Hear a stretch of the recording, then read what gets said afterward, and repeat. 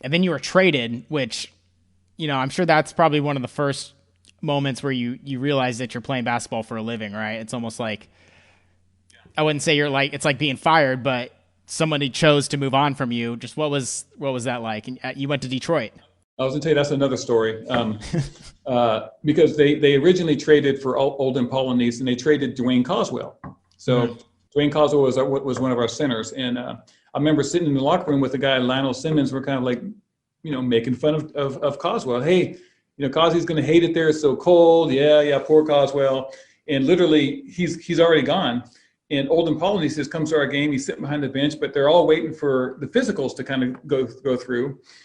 And after that game, I go out with Monique, my wife, and we're eating at Fridays and celebrating another loss. We get back home around 11:30, and my voicemail's beeping. And I'm like, okay, it's Jerry Reynolds. This first thing is like, oh, this can't be good news when Jerry Reynolds calls your house late at night. And he's like, Pete, Coswell failed the physical. You took his place, basically. You've been traded to Detroit. And that's how I found out. And in the wham bam world of the NBA, by noon the next day, I was on the flight to Detroit with all my belongings.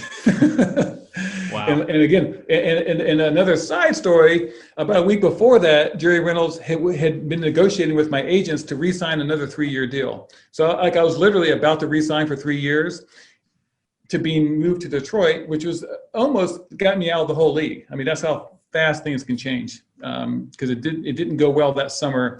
But I went from kind of a 3-year security blanket that was about to happen to being traded to a snowbound city that I had no interest in being at, and to almost being out of the league. That's how quick it was. Wow. Yeah, it happened so fast. I mean, overall, you played 7 teams in the league. You're kind of a journeyman, but you ended up with the Houston Rockets for the 95 season. They had just won the title the year before. Do you ever look back and just think like how lucky you were to kind of be in that position? Because not only did you join the team, you started a good chunk of games, even in the playoffs. You were a big part of that. And one thing that should be noted, you were one of the first stretch fours in the league. Like, you could really knock it down from long range. If you played today, I don't know, man, you'd be making a lot of money. You got so many topics we're bringing up that I have so many stories. So how long is this podcast? Like, literally, going forever.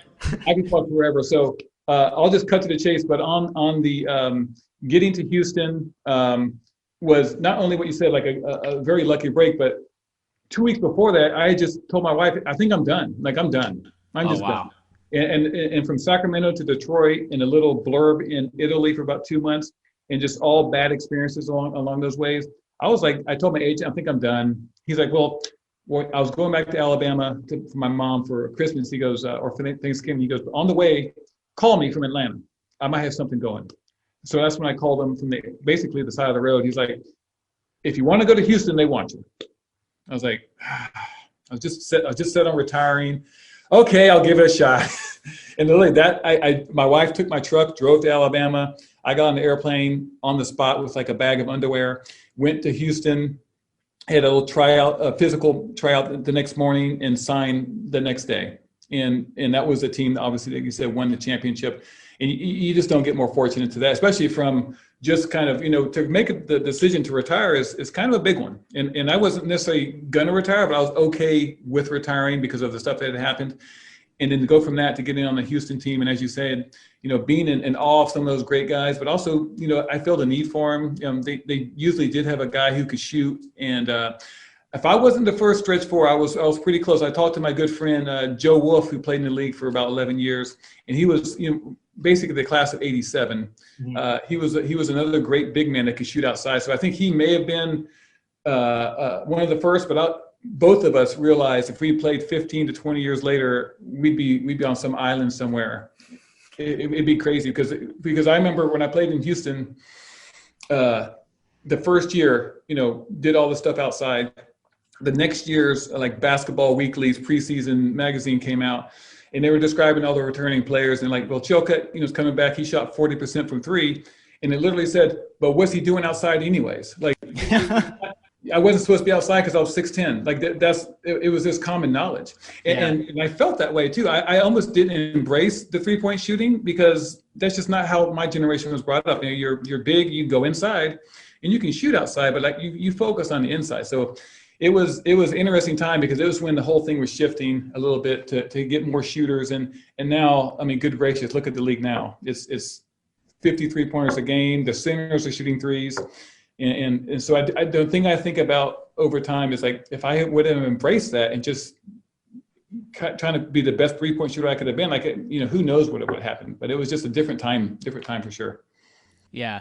And I love what you're saying earlier about kind of like the highs and lows. And I'm sure it's stuff you're teaching your students when they're going to the camps. 'Cause like you said, you almost quit. You were right there. Things were going terribly. And then the best situation of your career just happens right there. And you're making money playing professionally, but then you also win that championship, which I know a lot of people covet. Like, and this kind of goes to this next question because, we all know the quote from Rudy T, never underestimate the heart of a champion. You're all celebrating right there with the trophy at center court. But did you know at the time when he said that would be, as iconic as it was, or was that just kind of stuff that he would say, every day in the locker room? Well, Rudy was a great coach and a great players coach. Like, being a former player, you couldn't hope for somebody else that, you want somebody kind of understood it from a player's point of view. And the interesting thing about the Heart of a Champion and Clutch City goes back to the previous year before I got there when they had played Phoenix in the playoffs, and they had won the championship that year as well. But when they fell down behind in that series, the headline in the Houston paper was Choke City. And so it was a transformation because they came back and won that series. And then my year, we also were down 2-0 and came back. So it just turned from choke into clutch. Right. And that was kind of just cool because you saw the transformation and kind of they just owned that whole Clutch City thing after that. That whole series was outstanding. And then Heart of a Champion was just something that I think Rudy T may have known something because that's an awful catchy phrase, right? Right. And it definitely felt fit, and I think they milked that one. I saw that quote so many times on TV. Yeah. It's hard to learn about the NBA without seeing, that quote come up, which is, another reason why it's so amazing that you were able to pass through there at that time and contribute to that team.